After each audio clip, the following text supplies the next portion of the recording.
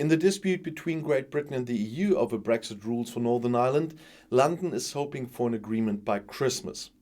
After a conversation with the EU Commission Vice President Maroš Šefčovič, the British Brexit Minister David Frost announced further intensive talks yesterday evening on the short message server Twitter and expressed the hope of making progress towards common solutions before Christmas.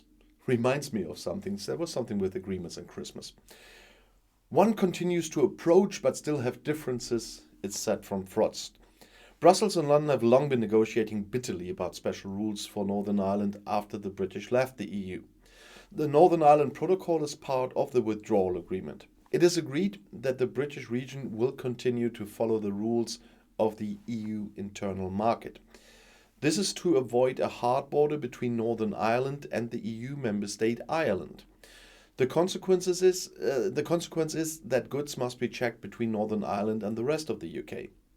This kind of inner UK customs border for goods is a thorn in the side of loyalists in the province. It is important for the EU so that goods via Great Britain do not enter the Union unchecked. The checks sometimes lead to problems and additional hurdles in trade and when importing certain products. Both the EU and the British want to ensure, among other things, that Northern Ireland can continue to be supplied with all necessary medicines unhindered. Boris Johnson's administration has offered a significant drop in post-Brexit trade relations in Northern Ireland in talks with the EU as the Prime Minister seeks to end the toxic dispute, although I believe he needs that distraction, but okay.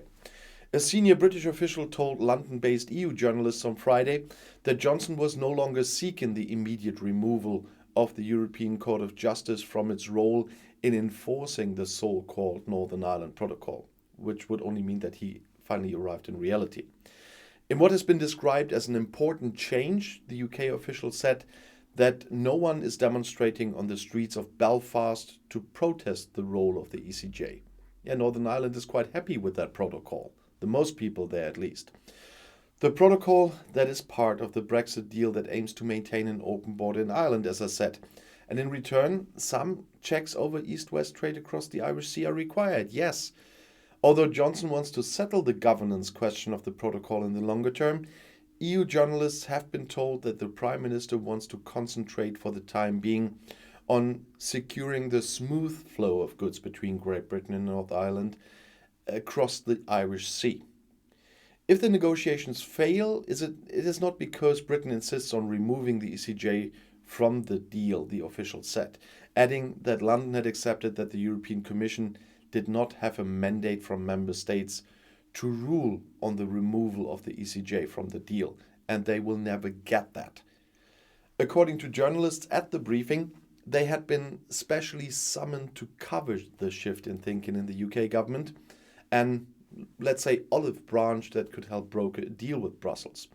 However, when reports of the briefing came out, Downing Street desperately tried to downplay what has been said, fearing it had undermined the negotiating position of Brexit Minister David Frost. Well, he undermines that himself so much it doesn't matter. A government spokesman said, "This is an inaccurate characterization of our position. Any lasting solution must address the full range of difficulties created by the protocol, including the ECJ." Yeah, that one was for the public, I guess. Despite the statement, the formal briefing from a group of EU journalists suggests that Johnson would like to park the ECJ issue in order to achieve a breakthrough in other areas. Both sides have been talking for weeks about a drastic reduction in goods checks in the ports of the Irish Sea, including medicines, animal food, as well as a reduction in customs checks, and the EU made a lot of proposals there. Stefanie Bolzen, London correspondent of the German newspaper Die Welt, tweeted that the UK official said, "If the protocol works as advertised, it may benefit Northern Ireland, which is unique in both the UK and EU goods markets. The UK's apparent concession comes under pressure from Washington on Johnson not to carry out his threat to activate Article 16, which would allow him to suspend parts of the deal if it's triggered legally. The US refuses to lift tariffs on British steel and other metals, with high-profile figures in Washington linking the stalemate to Johnson's threats regarding the implementation of the protocol. The mood has become more constructive in the last few weeks, it seems.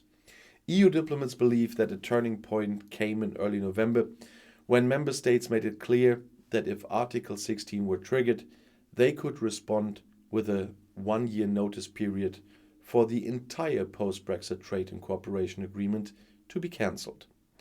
The UK has only briefly raised the ECJ issues in talks since then, Commission officials said.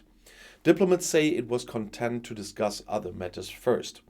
While Frost still emphasized the gap between the UK's demands and the EU offer, he also spoke about the possibility of finding a solution, as I said in the beginning of the video. Frost said after talks on Friday that he and his EU colleague Maroš Šefčovič would meet twice next week to push for an agreement. And I'll see you in my next video. Bis gleich.